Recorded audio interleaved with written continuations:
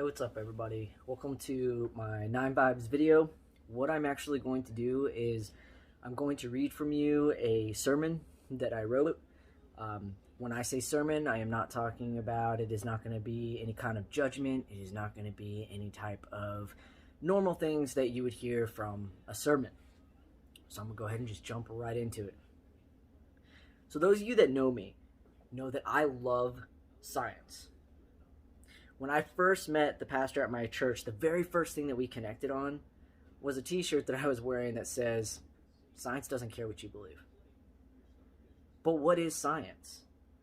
One definition of science is any system of knowledge that is concerned with the physical world and its phenomenon using unbiased observation. This is why science doesn't care what you believe. It's unbiased and it does not judge. I feel that spirituality and science have been separated for far too long. Because when you apply science to spirituality, you create a synergy of new knowledge.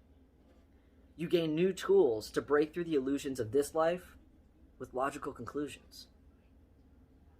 Now, because this is a sermon, the scripture that I'm going to be reading from is going to be from Matthew chapter 7, verse 1 through 2.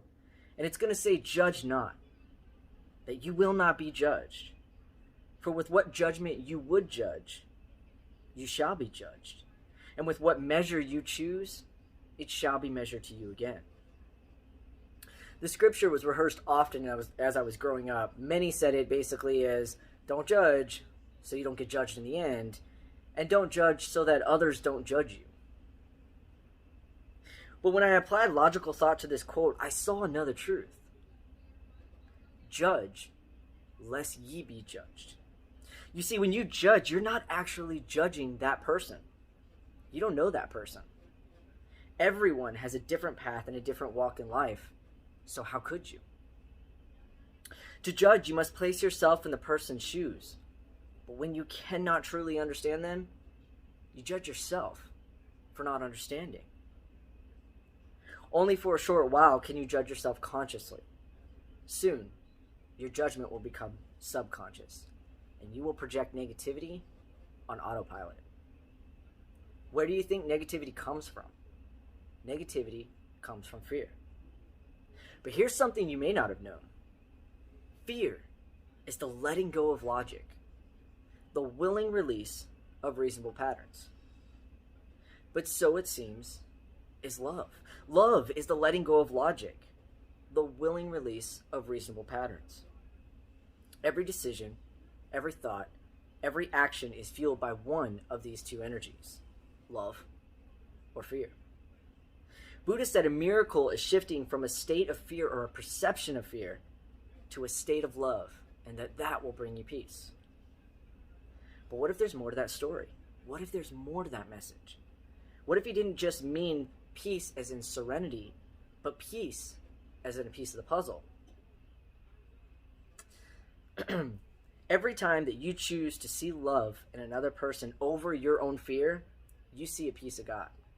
And when I'm talking about God, I'm not talking about just one belief of God. I am talking about the source, the ultimate energy. You can call it personal and call it God. You can call it personal and call it Allah. But I am talking about the thing that created everything. Have you ever built a puzzle before? Isn't it funny that you see the full picture on the box, but it really doesn't do it justice until you complete it? I believe that is because each piece now has a story.